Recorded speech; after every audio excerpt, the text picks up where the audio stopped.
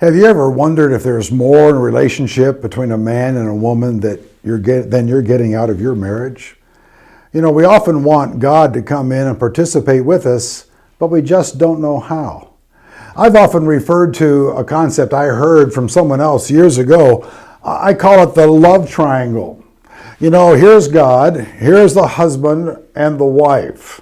And we have a wonderful relationship together. We do a lot of things together. But you know, there is a spiritual dynamic that God wants in our marriages. And you know, if a husband gets closer to God and a wife gets closer to God, they will discover that they are closer together. And the way to grow your marriage to become all that God wants you to be is for both of you to know Him and to honor Him in fresh ways. That's one reason I wrote the Jesus passages. It enables you as a husband or a wife to understand exactly what Jesus had to say, because you are listening to the master teacher himself. As you journal, you're seeing principles, you're seeing guidance, truth that can help you be the husband, the wife that you want to be. Now, the Jesus passages can be used in two different ways. Number one is each partner in the marriage, the husband and the wife, can have their own journal. And you could say that this week we're going to do these 3 passages and then get together at a specific time and we're going to go through those passages together. And that way the husband gets to read what he learned and what God taught him, and the wife gets to do the same with the husband. So you can do it separately and then come together. If that doesn't work, what I would suggest is you have a date night. And a date night is where you say, tonight we're going to go out to eat, and while we're eating, we're going to discuss this particular passage or these different passages that Christ spoke about in His life.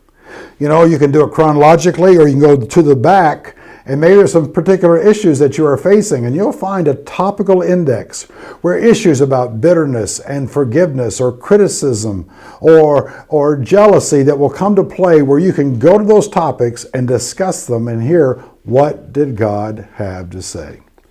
Do you want more out of your marriage? Do you want to make a good thing that you have even better?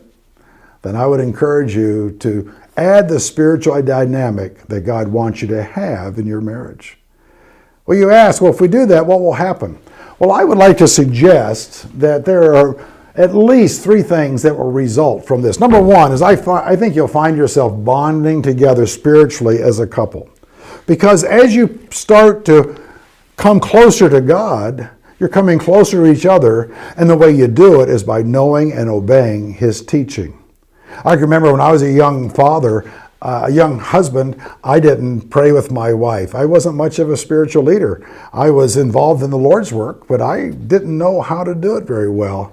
But once I broke the ice and started showing spiritual leadership and praying more with my wife, it brought us closer together, and it developed that bond that only comes through knowing God.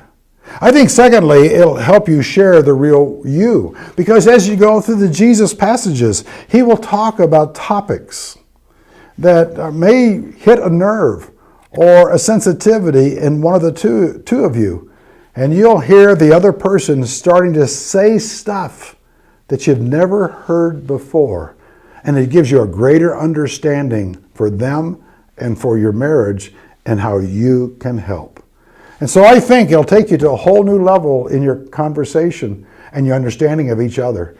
And then lastly, I think that it will spill over into your relationships in other areas, not just in your marriage, but in your community, in your friends with other people. Because as the 2 of you are knowing God better and coming together in your walk with Him, people are going to take notice. Other couples will be covetous because they don't have it. And your children, they'll be seeing patterns and examples that they can follow forever. So I asked you a question today. Do you want to take that good thing that you have in your marriage and make it better? Then together, sit at the feet of the master teacher and walk through the passages of Jesus.